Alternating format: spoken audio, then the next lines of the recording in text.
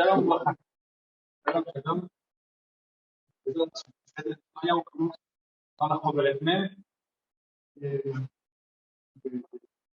Donc, étudier ensemble, tout va bien sur le Shmita.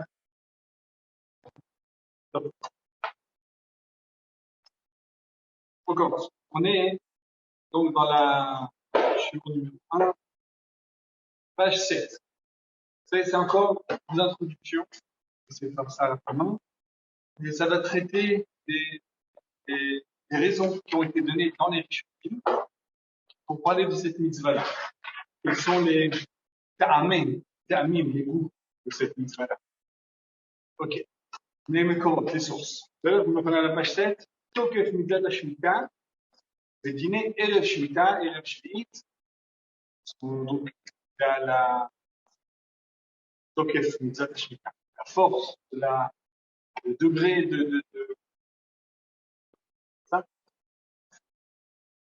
degré de mitzvah qu'il y a cette mitzvah de Shemitah de nos jours et des règles qui concernent la veille de la Shemitah, comme maintenant encore. Derniers mois comme ça avant, les mois, les derniers jours avant l'année, il y a des choses qui sont liées à ça.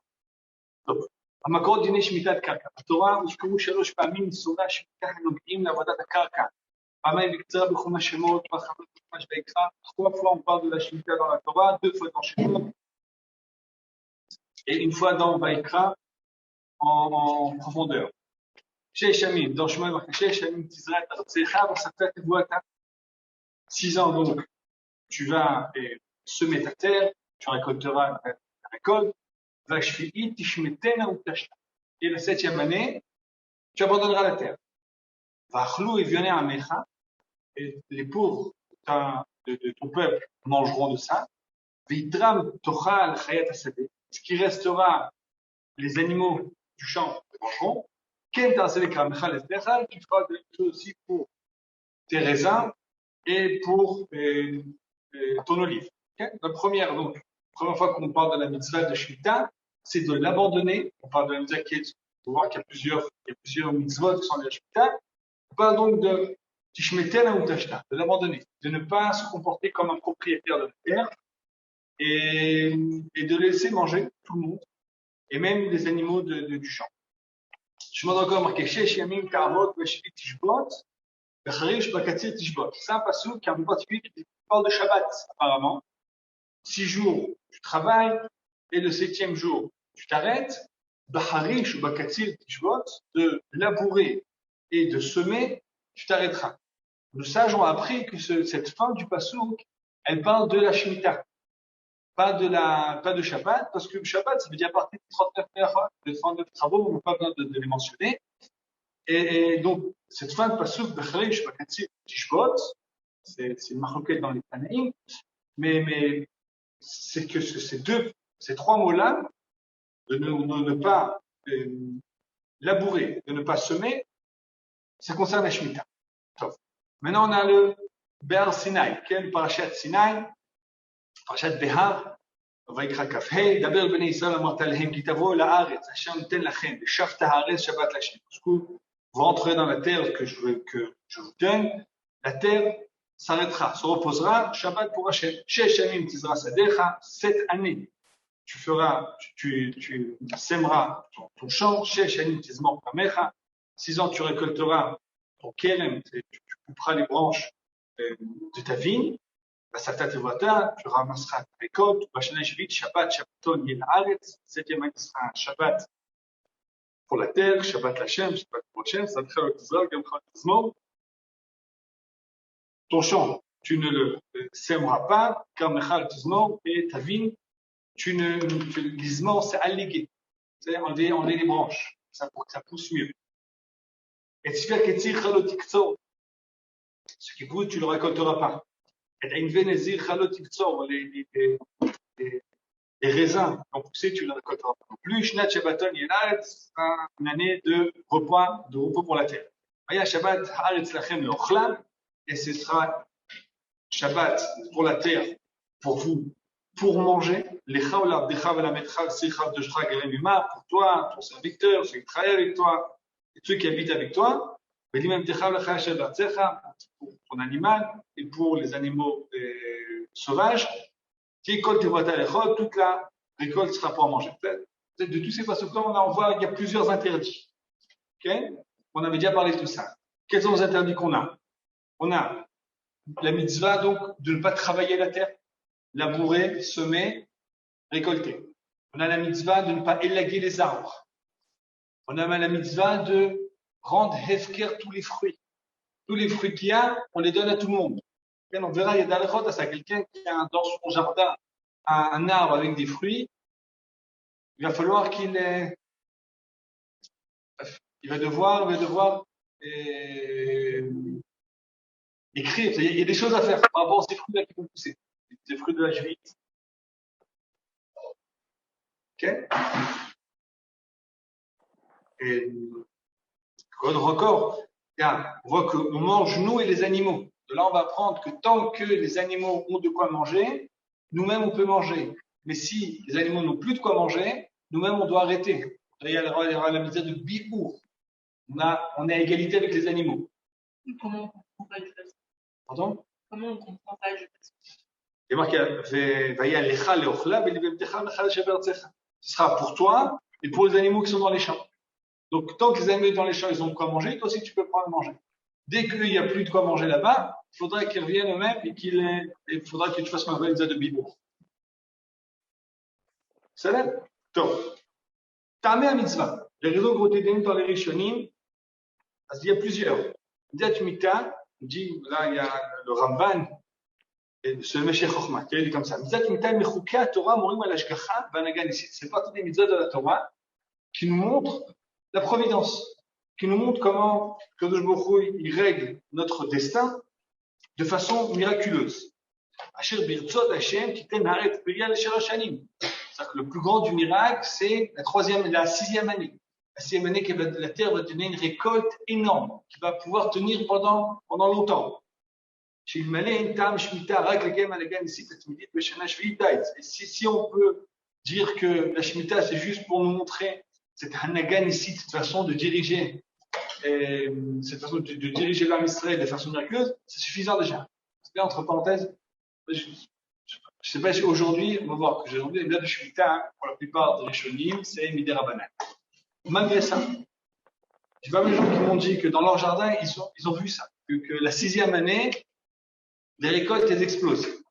Que la sixième année, un arbre qui donnait, il m'a dit pour un arbre, il y a un olivier. Chaque année, ça lui donne un petit bocal. L'année, la sixième année avant de Shemitah, ça va donner pas un, mais 3 ou 4. C'est plus que d'habitude. Donc, ça c'est. Après, on verra. Parce qu'il y a eu des histoires des chaklaïm, des agriculteurs qui ont vraiment tout fait pour faire la Shemitah en essayant le moins possible d'être méquets. Ils ont vu vraiment des miracles après. Quelque chose de Siyata d'Ishmaïa, des aides divines dans leur champ, dans leur récolte. Mais Raph, c'est toujours avec le fait que ce soit des Ramadan ou des Oraïta? C'est ce qui est dit du Rabanan de Oraïta, et moi je pense que oui. Parce que si c'est Minatora, alors on a une promesse divine claire. Si c'est des Rabanan, c'est vous qui avez décidé de le faire, c'est pas forcément vrai, mais c'est logique qu'il y ait aussi une bracha dans ça. Ouais. Kol sheken sheyesh beze kama inyanim amukim bibinat enosh, à plus forte raison, quand on tourne la page, qu'il y a dans cette mitzvah plusieurs idées profondes, plus profondes que notre comportement. Nous, humains, que seul que je beaucoup les comprend exactement, c'est Shabbat Shabbat Hashem. C'est le Shabbat pour Hashem et comprend ça. Ce qui est ça, c'est le Meshach Chochma dans le Parashat Béa. Mais comme toutes les mitzvot, les mitzvot, c'est infini. La sagesse qui est dans chaque mitzvah. Malgré ça, il y a aussi parmi tout cet infini qu'il y a certaines notions qui peuvent nous être, oui, accessibles. Évidemment, on étudie ça avec modestie, avec humilité. On n'a pas tout compris la mitzvah, mais il y a certains points comme ça qui nous éclairent de la mitzvah. Une fois, il y a une notion qui s'appelle ta'amé mitzvah, les raisons de la mitzvah. Ce ta'amé mitzvah, en hébreu, ta'am, c'est un goût. C'est les goûts qu'il y a dans la mitzvah. Il y a plein de goûts dans une mitzvah. La vanille, du chocolat, de la fraise, ce qu'on veut. Il y a dans les mitzvot aussi. Il y a des ta'am avoda, ta'am tfila. Souvent on parle de goût de tfila, goût du travail. Donc, première chose, qui est mentionnée dans plusieurs Rishonim, Aleph, Kiesh Adon La'aretz, qu'il y a un maître, le maître de la terre. Qui est le maître de la terre, de cette terre-là? Cette terre-là appartient à Hachem. Ça a marqué, Na'aretz Zoti Makat Tzmitut, qui lit Haaretz, qui girim betoshenim etem imadi. Ça, c'est dit pour la mitzvah de Yovel. La mitzvah de Yovel, elle dit que on vend, même quand on vend une maison, on vend un champ, ce sera au maximum pour 49 ans. La 50e année, le jour de Yovel, ça revient au propriétaire initial. Et la Torah dit clairement pour ça. C'est une mitzvah marquée. Qui lit Haaretz. Cette terre-là, elle appartient à moi. C'est-à-dire que je vous la prête, vous avez la possibilité d'en profiter, d'en tirer toutes sortes de bénéfices, mais il y a certaines limites que moi je fixe. Il y a que de beaucoup. Et une de ces limites-là, c'est que tous les 49 ans, elle revient au propriétaire initial. Qui m'a dit, vous êtes même des habitants provisoires avec moi. Vous êtes mes locataires. Mais la terre, elle appartient à que je beaucoup. Ataou Talmida, dans le grand Sanhedrin aussi, il dit que c'est comme ça. Maïk Tamad Shvita, c'est que la Torah parle de ça pour le Yovel. Et là, la Gemara dit qu'un élève a demandé à Rabbi Abaou, et quelle est la raison de la mitzvah de Shvitz? Amar le Amar que je m'appelle Israël, Zorou Shesh, Meshamtu Sheva, qui est chez Dieu, que je dit, cette terre-là, vous pouvez la semer pendant 6 années, si vous voulez, mais la 7e, je vous oblige, vous avez la mitzvah donc de tout abandonner, qu'il y arrête, pour que vous sachiez que la terre m'appartient à moi. Donc, c'est pour se rappeler qui est le maître, le possesseur de cette terre-là. Il n'y a que de Jbaou. כדי שיזכור האדם, גיל מחדרה לחינוך, ונספר החינוך, כדי שיזכור האדם כארץ שמוציאה אליו הפירות בכל שנה ושנה, לא בכוחה ולא תוציא אותם. כי יש אדון עליה, ועל אדוניה, כשהוא חפץ ומצווה אליו, להפקירה. parce que cette terre-là, elle nous donne, vous savez, de mettre des chakraïm, les agriculteurs. On est moins, nous, dans cette, encore une fois, aujourd'hui, une société qui est surtout une société de service. On est beaucoup moins dans l'agriculture. Quelqu'un qui vit l'agriculture, qui vit des terres, il a conscience que ce qui pousse, c'est pas lui qui l'a fait. Nous, encore une fois, il y a des services qu'on a appris, on a une certaine, miyoumanout, comment dire ça, une expertise, on sait faire certaines choses et on les fait, donc, et on reçoit apparemment une rémunération pour un travail que nous-mêmes nous avons fourni.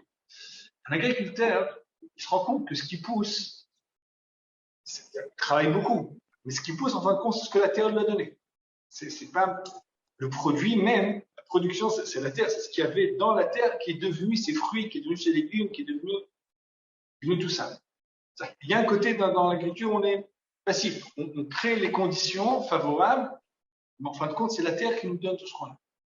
Et c'est important de se rappeler que malgré tout le travail qu'on a, qu'il faut rémunérer ce travail-là, qu'il faut respecter le travail, mais il y a aussi un propriétaire à tout ça, qui nous a donné tout ça, et qui nous demande une fois par tous les 7 ans d'abandonner ça, de laisser ça aux autres, de laisser à tout le monde. Nous aussi, on peut le prendre. Nous aussi, on a le droit de prendre ces fruits-là, mais comme tout le monde, pas comme un propriétaire. Donc la première chose, se renforcer dans cette idée-là que la terre, elle a un propriétaire qui est le créateur du monde. Deuxième chose, midat habitachon, renforcer cette midah-là, ce trait de caractère-là, qui est de savoir s'appuyer sur Akadosh Baruch Hu. Jim Sefer Achinour. Sefer Achinour. Sefer Achinour, c'est un livre qui a été écrit parmi les Rishonim. On ne sait pas qu'est-ce qu'il a écrit. C'est des livres qu'on ne connaît pas l'auteur. On sait que c'est un des géants. C'est un des élèves du Rajba, que c'est le Ra'a, Rabbi Aharon Halevi. Mais on ne sait pas qui exactement. Dans ce livre-là, il y a aussi des halachot, et il y a aussi chaque fois des raisons des mitzvot. Il dit qu'il a écrit ça pour les jeunes. Pour ça, il doit se faire pour les jeunes qui s'ennuient le Shabbat après-midi, ils aient de quoi lire comme ça, pour les détendre. Et c'est vraiment très, très, très agréable comme, comment c'est doux. Je vous conseille, je ne sais pas si c'est en français, si c'est un hébreu qui est facile, relativement. Et ceux qui vont encore plus, comme ça, qui aiment kiffer, c'est plus les hommes, hein, il y a le Minchat Chinour, un des Achron sur le Chinour, c'est des publics, mais moi j'en parle quand on chiour, à l'Eshiva, le Onek Shabbat, c'est Chinour, c'est le kiff du Shabbat. Donc, Chinour. Il y a autre raison qu'il nous donne pour le Shemitah, ועוד יש תועלת. אחר נמצא בזה האדם, שיוסיף אדם ביטחון בשם. ברור.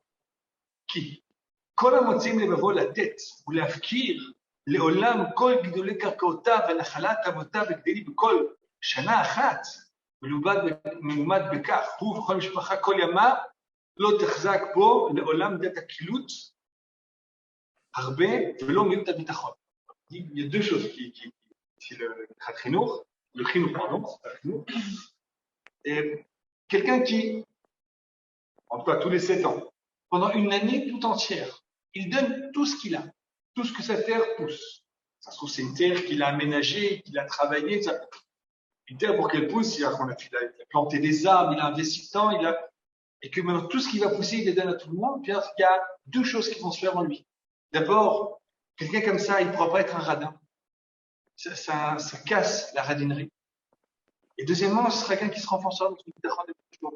Il prend conscience que tout ce qu'il a, c'est pas Kadosh Baruch Hu lui donne. C'est pas. Il y a donné la tzedaka, quelque chose. On donne la tzedaka chaque fois et on donne avec discernement. On a le droit de donner tant. C'est vrai qu'il y a même une mita, il y a une mesure de tzedaka. Quand les basbez, on n'a pas le droit de donner plus d'un cinquième de nos biens dans la tzedaka. C'est-à-dire que même quand on donne, il faut avoir en tête, je dois donner, je dois penser aux pauvres, aux autres, mais bon, je dois aussi penser à ma famille, je dois penser à ma survie à moi et à mes proches. Là, c'est une année où il n'y a pas de limite. Il n'y a pas de. Ta terre, tout ce que tu as travaillé, tout ce que tu as mis en place, c'est pour absolument tout le monde. C'est une tzedaka comme ça qui est totale. Okay? Pour se rappeler de Bitachon. Que tout ce qu'on reçoit, c'est pas que notre travail à nous. Ce qu'on reçoit, on le reçoit comme matana d'Akadosh Baruch Hu, comme un cadeau d'Akadosh Baruch Hu.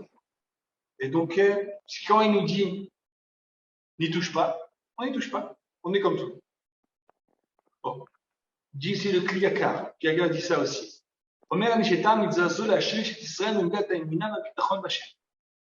Cette mitzvah-là, elle vient pour ancrer dans nos cœurs ce trait de caractère de l'Emunah, de la foi du Bitachon, donc cette confiance qu'on a avec le Jbourou. Qui rachète que le Jbourou, peine de voir, mais la hare, il t'ascou bavodat adama, abina getivi, et kacher kabir matzayada, shkachut Hashem, et sous bitrona mimen. Le Jbourou a voulu éviter cette situation-là où on rentre en Israël, on met un sona à travailler. Et bon, Hashem, il y a de ça marche, ça réussit, et tout pousse. Et qu'on arrive à oublier qu'est-ce qu'il nous donne. Toute cette parnassa-là, toute cette réussite-là. Vishkichu, Verchevu, Kikocha, Maotzeyada, c'est pour ça que c'est que leur force, et la puissance de leurs mains, qui a fait cette force-là. Oulolam, Veolam, Kimenagonoek, et le monde, il tourne selon son rythme à lui, c'est-à-dire que c'est pas une intervention divine, là c'est le monde qui est lui-même. Verchevu, Sheharet, Shelahem, ils penseront que la terre est à eux. Hem Bani, Ben Zulatam, ce sont les seuls propriétaires. Alken, Otsiam Hashem et Namina Gativi les gamins. Kadosh Baruch Hu les a obligés à sortir de cet ordre naturel. Encore une fois, se comporter comme ça un an tout entier, abandonner toutes ses récoltes, c'est absolument contre l'entendement. C'est, par exemple, le Rambam dans le.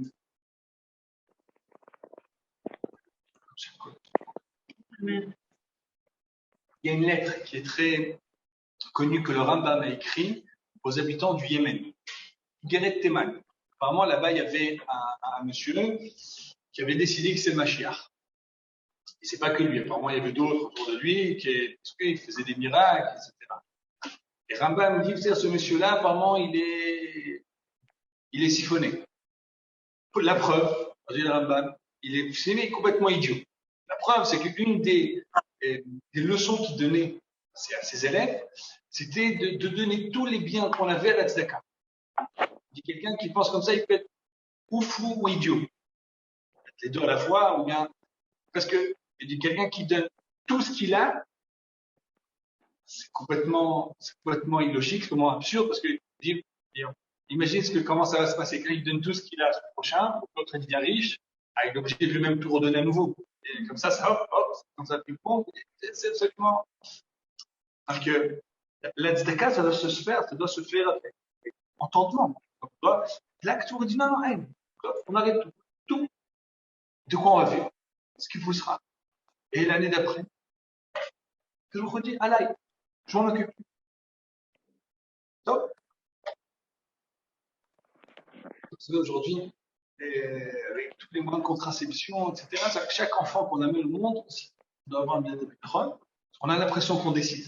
C'est ça le problème. On a l'impression qu'on décide, oui, qu'on amène avant. Les enfants, ils venaient, on ne fera pas, ceux qui veulent survivre. Là, on décide. On a l'impression qu'on décide. Il faut savoir que la mitzvah que le nous a donné d'amener des enfants avec nos forces qu'on peut avoir. Chaque enfant, il a sa bracha, chaque enfant, il amène. Ça, je peux vous dire, le 8e, il est né il y a 4 mois. Tous les enfants sont nés avec leur bracha. Tous. Tous les enfants. Quand il y a une naissance, il y a un surplus de bracha à la maison. Une entrée par là, une augmentation, un nouveau travail. On travaille dur. On rajoute encore des métiers, encore des misrots. Ça, mais 8 sur 8. On peut voir que on travaille là, première naissance, hop, un autre travail. Donc, aujourd'hui, on a des terrains pour ça, des top. À l'époque, encore une fois, une société qui est complètement agricole. Bitachon Bakadosh Baruch Hu nous a dit, cette année, vous prenez rien, on prend rien. Il y a autre chose encore. וזרע אחד בור, כדי שהוא יכחיש חילה. אז הוא חומק 6 שנים צרס עליך, מדי שנה בשנה. והמטבחה של להוסיף כוחה שלא תכחיש. ועוד, עכשיו, premier miracle, le clé à dire que même le début du passo, c'est pas vu comme ça, 6 années, vous allez semer votre terre, la 7e, on s'arrête. Le début du passo, 6 années, vous semez la terre, c'est en soi un miracle. Parce qu'en principe, on ne sème pas la terre 6 années d'affilée. Donc, c'est 2 ans, une année d'arrêt, que je vous redis, 6 ans, à l'ail. Il est baissé. Ça va bien se passer. ועוד נס בתורנס, המיר זה מiracle, שאחר שסרט 6 שנים, אם בשנה שישית לא יכחיש חילה, הנה לכל הפחות להוסיף קצת כוח. La 6e année, on dit, טוב, elle ne s'est pas trop affaiblie, mais elle va pas donner trop de, elle va pas donner trop de récolte. Et je vous ai promis que la 6e année, elle va donner des récoltes comme pour 3 ans. Dans le Moré des Bouchim, j'ai d'autres réponses encore, d'autres raisons à ça. אומרים לי, אמנם כל המצוות אשר ספרנו בהלכת שמיטה יובל, יש מהם חמלה וחנינה על כל בני אדם. כמו שאמר, ואכלו לבן עמך, ויתרם תאכל. Il y a aussi un autre avantage qu'on a dans cette mitzvah-là, ce qu'il a dit le Sefer Chinuch à la fin, c'est de faire travailler notre rachamim, notre miséricorde, et de donner à ceux qui ont besoin. Pendant 1 an, les pauvres et les riches sont au même niveau. On revient exactement au même à l'état initial. Autre chose, dans le Nebuchim, pour des raisons agricoles aussi. Dans le Nebuchim, c'est aussi pour renforcer la terre. Sefer Chinuch donne encore une dernière raison, il dit c'est pour Briat Haolam. C'est pour nous redonner l'idée que Baruch a créé le monde, de même que 6 jours on travaille, 1 jour on s'arrête. À l'état national, 6 ans, on travaille la terre, la 7e année, on s'arrête complètement. בואו יכולנו להוציא כל זמננו, כן?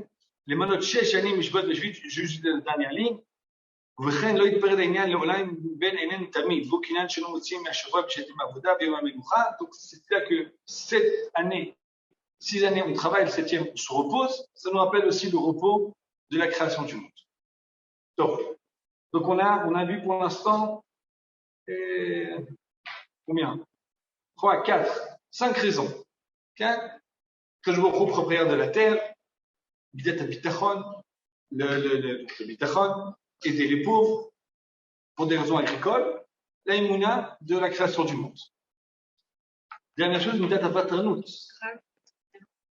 Pourquoi c'est une raison? C'est encore une raison, c'est comme le Shabbat. Il y a le Shabbat, que si on travaille 1 jour, à l'échelle nationale, 6 ans. Tout le monde travaille la terre, la 7e année, on ne fait plus rien. Le septième, c'est de la Ben Ezra, c'est bien avec ce qu'on a vu la semaine dernière.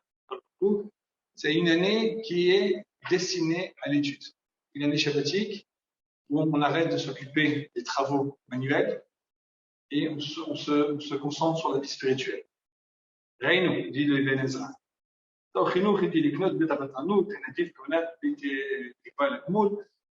Batranout, c'est pouvoir donner sans espérer de retour. Parce qu'il n'y a rien qui nous appartient, rien qui peut nous donner. On donne sans rien recevoir. Et la septième chose, c'est pour renforcer notre spiritualité. Le Ben Ezra est comme ça, une Kishnat Shmita de Mel Shabbat, qui gagne Shivil Bashani, Metziva Hashem, Chikru Torah, Betchilat Hashana, Negad Al-Nashim, Al-Shivata, Amarata, Manishnu, Manido, Ouman Ilmedou, le Shamrou. C'est-à-dire que l'année de la Shemitah, elle commence par une lecture de la Torah publique. Tout le monde. Et donc, c'est pour comme l'ouverture de cette année-là. Bénin Shabbat est la vie de Maaseh Hashem, la rue de Torah, même que le Shabbat nous a été donné pour qu'on puisse contempler la création, et méditer et étudier sa Torah.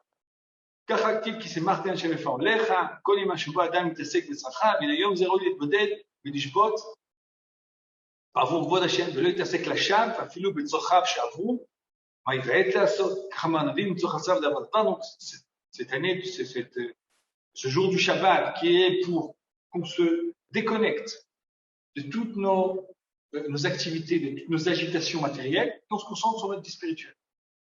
Rav Kook, il dit ça, que ça marche aussi pour, rappelez, on avait parlé de ça, de l'individu, il a le Shabbat, une nation, la nation, elle a la Shemitah. היחיד מתאר מחי החול לפרקים קרובים בכל שבת, אותה פעולה שהשבת פועלת על היחיד פועלת השמיטה לאומה בכלל. כן? Cette concentration, ce retour à la source, ce retour à notre neshama qui se fait Shabbat, la nation tout entière elle le vit pendant cette année-là de la Shemitah. Là, on a vu ça, que la vie du chol, la vie profane, la vie active, la vie normale, parfois ne nous permet pas d'exprimer toute la douceur, toute la bonté, tout ce qu'on voudrait exprimer. Et parfois, on a vu ça dans une vie de famille, un coup. Il court, du matin au soir. Il est dans un marathon infini. Il est parfois, on a l'impression d'être comme des alpinistes, comme ça. En train de à peine respirer. À chaque accroche, on a peur que si on lâche, c'est fou. Alors, c'est des étapes. Voilà. Des étapes calmes, des étapes comme ça. Dès qu'on commence à avoir des enfants, ça commence jusqu'à 15-20 ans après. Alors, on a une petite période, 15-20 ans comme ça de marathon. Et très souvent, ces périodes, on n'a pas le temps d'exprimer ce qu'on ressent pour notre conjointe. C'est même pour les enfants, parfois. À cause des enfants, on n'a pas le temps d'exprimer aux enfants ce qu'on sent pour eux. Enfin, un enfant qui fait des problèmes, une des solutions qu'il y a, c'est ce qu'on appelle le faire Sha'at Torah. Une fois par semaine, une fois toutes les 2 semaines, être avec un quart d'heure, une demi-heure, que pour les fanek autour, que pour le faire kiffer, que pour lui exprimer tout l'amour qu'on a pour lui. C'est des choses qui font changer. Donc, la vie, la course, elle ne nous permet pas d'exprimer tout ce qu'on a dans le cœur. Et donc, cette vie naturelle, sociale, et chol, profane, ne peut pas exprimer tout ce que l'âme Israël il a dans son cœur à lui. Et cette année-là, on a vu, on revient tout, on donne tout ce qu'on a, on n'a même plus de relations de pauvres, de riches, de créanciers, de celui qui a emprunté, qu'on va rechercher cet argent-là. Il n'y a plus tout ça. On est plein d'amour, on est plein de miséricorde pour les hommes, même pour les animaux. On est modeste, on ne se sent pas plus que les autres. Et tout ça, ça s'exprime pour cette année-là, donc, pour nous aider à retrouver nos forces, à retrouver notre direction après pour les 7 années. Donc, tout ça, c'était une introduction de Agadeta. Maintenant, on commence à la fin. Page 11. Vous avez la page 11, vous avez un résumé, un tableau comme ça. Toket mitzvah Shemitah. Ok. Din Shemitah. D'abord, Noeg Minatora Beret Israël. Où et quand on a fait une de Shemitah. Première chose, une de Shemitah, ça concerne uniquement la terre d'Israël. Ça, c'est pour la Shemitah de Karka. la Shemitah de la terre. Et comme ça, Ben Enda Kayam, Ben Zmanasé, שכבר בנתם לבית המקדש שעומד על מכונו, כי הוא פונה לבית המקדש, on n'est pas le בית המקדש, si on parle de Shemitah, ça concerne que la terre d'Israël. כן, מרקי דבר בישראל אמרת להם, כי תבואו אל הארץ, אשר אני אתנכם, שתיתה הארץ אחד לשני. Lorsque vous serez sur la terre que je donne, alors la terre se reposera. Vous savez, tout ce qu'on a dit avant, que Rav a parlé, que la notion de terre, ou la notion de Shemitah, c'est pour retrouver nos forces, et la notion de Shabbat, Haaretz, le repos de la terre, ça va ensemble. Parce que la terre, chaque terre, elle influe, elle a une influence sur le caractère du peuple qui l'habite. C'est-à-dire qu'il y a une corrélation comme ça entre la terre et les gens qu'elle fait pousser, et l'atmosphère qui se crée sur cette terre-là. Et par exemple, l'Australie. Et, c'est un pays qui est énorme, et comme réputation, c'est un pays de gens calmes. Il n'y a pas énormément de criminalité, il n'y a pas énormément de choses folles là-bas. Et alors qu'au départ, la population qui a immigré là-bas, c'était pas l'élite morale c'était l'Angleterre, c'était les prisonniers, les prostituées, les gens qu'on voulait pas, et on les envoyait là-bas. Et là-bas, apparemment, c'est une terre comme ça qui fait pousser des koalas, des kangourous, tout l'Argentine comme ça. Et les gens aussi, c'est des koalas, des kangourous. Et la terre, il y a une influence entre la terre et les gens qui poussent dessus. Et donc, lorsque la terre arrête, c'est la terre, donc c'est encore une fois, c'est le caractère qu'on va recevoir de cette terre-là qui se remet en place grâce à cette année-là de Shemitah. Donc, c'est que Eretz Israël. On concerne que Eretz Israël. C'est bien connu, le peuple juif peut se développer, il ne peut avoir tous ses caractères propres que dans la terre d'Israël. Et de Machal HaKeren, c'est l'exemple de cette vigne qui ne peut pousser que dans certains terreaux. Dans certains endroits, il donnera des fruits pas très bons, dans un autre endroit, et il y a une terre qui est particulière qui donne, quand tu donnes la bonne vigne, la bonne plante sur la bonne terre, alors ça donne des fruits qui sont sucrés et agréables. Donc, le peuple juif, ce qui fait pousser, c'est cette terre-là qui est d'Israël. Donc, la mitzvah de Shemitah ne concerne que la terre d'Israël. Dit le Rambam, En shvi noget ela b'Israël bilvad, shenemar ki tavou la'aretz, v'noget ben b'fnei abad b'fnei abayit. Donc, la Shemitah, elle concerne pendant le Beit Hamikdash ou sans le Beit Hamikdash. Donc, maintenant, il faut savoir que la terre d'Israël, quand on dit la terre d'Israël, on parle de quoi quand on parle de la terre d'Israël? Quelles sont les limites? Quelles sont les frontières de cette terre-là? Et vous savez que c'est une question qui est pas du tout facile à répondre, qui est complexe, parce que quand on parle de la terre d'Israël, il y a beaucoup de notions de terre d'Israël. C'est-à-dire qu'il y a la terre d'Israël qui a été promise à Abraham Avinu. Elle est énorme. Elle arrive jusqu'à Nar Prat. Nar Prat jusqu'en Iran. Plus ou moins, le fleuve de Prat. Et bien au nord, bien au sud, elle est énorme. Ça concerne même Sinaï, ça va jusqu'en Égypte. C'est la même qui vont dire que Nar Mitzrayim, ça va jusqu'au Nil. Donc, il y a la terre de la promesse. Ça, il y a la terre d'Israël pour ce qui est de la mitzvah, de Yeshua d'Israël. Quelle est les frontières de la terre qu'on a une mitzvah de conquérir, qu'on a une mitzvah d'habiter. Ça peut être une autre mitzvah encore. Il y a une troisième mitzvah. Maintenant, quelles sont les terres à partir desquelles les fruits qui vont pousser, on doit donner Trumot, Masrot et Shvi'it. Et là, ça dépend. C'est-à-dire que toute cette terre-là, il y a dans cette doucha-là, il y a deux aspects. Il y a la doucha, ce qu'on appelle le koach et le foie. Il y a une doucha latente qui est possible, qui est en possibilité. Et puis, il y a une doucha qui a été exprimée, qui est devenue en acte. Et ça, c'est lié aux endroits où l'âme Israël pourra habiter. Et même dans ces endroits-là, il y a eu deux niveaux de kedusha. Il y a les kedusha de ce qu'on appelle Olé Mitzrayim. Donc d'abord, on est dans Donc, tout ce terrain-là qui a été promis, ce terrain qu'on a mis à conquérir, il y a des terrains qui ont été conquis de facto, qui ont été vraiment conquéris. Ça, on a une première étape par ceux qui sont venus d'Égypte, par Yoshua Binu, conquête d'Israël. C'est maintenant cette Kedusha, cette première Kedusha a été annulée. Une fois qu'on a perdu cette terre-là, une fois qu'on est parti en exil, il y a quelqu'un qui est venu et qui a donc annulé notre kibouche, qui a annulé notre conquête, tirée par les armes. Il y a une armée plus forte qui est venue, 800 ans après, qui nous a chassés de là-bas. Donc ça, c'est redevenu, pendant un moment, ça s'est annulé cette Kedusha-là, cette sainteté-là, et c'est redevenu juste une Kedusha potentielle. Il a marqué sauf l'endroit du Beth Amikdash. L'endroit du Beth Amikdash, c'est autre chose. Après, il y a ce qu'on appelle Olé Bavel. Ceux qui sont venus de Bavel pendant la deuxième, pour reconstruire le deuxième camp. Les endroits, et là, c'est une partie des terrains qui ont été d'abord conquéris par ceux qui sont sortis d'Égypte. Une partie seulement de ces terrains-là ont été reconquis, n'ont pas été conquis, parce que ça n'a pas été fait par la France, ont été habités, ont été tiachèves, ont été colonisés. C'est pas ont été repris, mais pas par la force.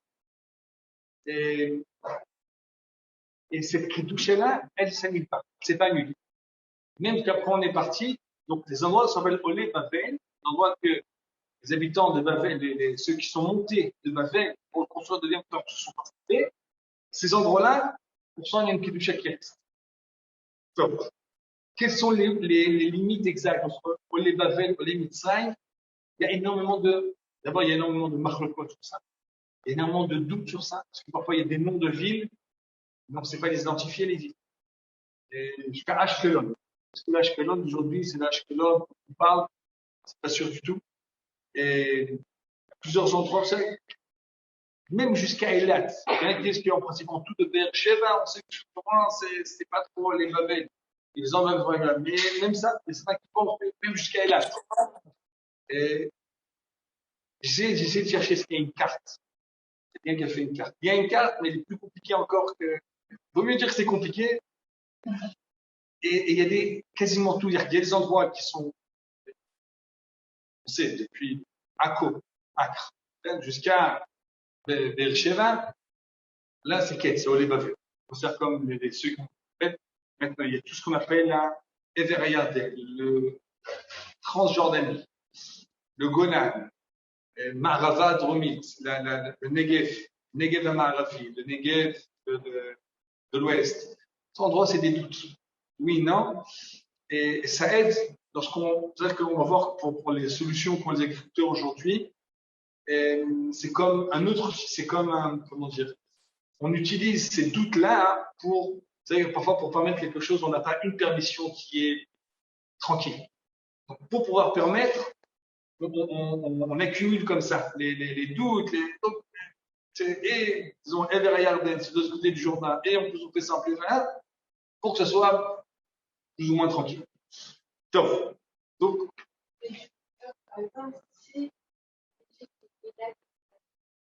okay. Alors, est-ce que c'est problème de la faire la Shemitah? Non, faire la Shemitah, quelqu'un qui veut faire la Shemitah, il n'y a pas de problème, parce qu'il a l'obligation de faire la Shemitah. Pas la question. C'est pas comme par exemple. Ah, et là, ce sera moins grave que un maudit. De nos jours. Il me semble qu'Elat, ça fait partie des choses qui c'est tellement en doute qu'on considère que c'est déjà que c'est même plus obligatoire. Et que si on met Mahmir, on rajoute Faïter Mechira ou autre chose. Par exemple, il y a des kibbutzim proches d'Elat, Yot Veta et tout ça. Mais ce jour, il doit être une accumulation d'autres corps de hétérim, tout ça. Et là, le problème qui s'est posé, c'est est-ce qu'on fait 2 jours de Yom Tov ou un seul jour de Yom Tov? C'est pas plus tard. Généralement, on pensait que le minag, c'est faire un seul jour. Est-ce qu'on a le droit de sortir? Est-ce que Elad, c'est comme Khoutzaret, c'est comme, en principe, on ne sort pas des terres d'Israël sans une raison valable? Parce que pour Elad, c'est comme ça aussi. Alors. On ne veut pas qu'on en parle. Moi, je pense qu'on peut, c'est pas terre d'Israël, parce qu'en sens qu'il y a une des raisons pour lesquelles on ne peut pas sortir d'Israël, c'est une Yeshuva. On ne peut pas avoir un terre d'Israël. C'est sûr que renforcer notre installation à Eilat, cette partie des cheveux, c'est quelque chose qui est important pour notre vie. Le problème, c'est que dans le poskim, qui dit ça, c'est que le problème de l'Elad, généralement, on sort de l'Elad, on va vers l'Elad, c'est pas pour des raisons de Kedusha et de Yeshuvah d'Israël. Et donc, les poskim sont réticents. Ils disent, sors l'Elad que si tu as une raison valable. Tu dois voir un ami, tu dois voir quelqu'un, tu dois voir tes parents, tu dois faire une mitzvah. Et je pense que c'est anachon de rester dans cette politique. De ne pas rechercher là-bas juste, on est loin de tout le monde, on va aller au casino, on va aller je sais pas quoi. Et là, de rester dans une idée de faire des mitzvot là-bas. Okay. Partir au Sinaï. Il y a un avis dans les Rishonim que Sinaï, c'est pas terre d'Israël. Sinaï. Je dis quoi? Il y a plein d'Israël. De façon simple, c'est un problème. Une des preuves qu'on t'a données, c'est que David Amelech, il a dit qui Girshuni istaper benachalat Hashem. Il dit, on m'a, les morts, l'air, c'est moi de l'imachrim. David Amelech dit que on m'a chassé de la maison de beaucoup et va travailler d'autres dieux. Celui qui habite en dehors d'Israël, qui va là, c'est comme s'il n'avait pas de Dieu.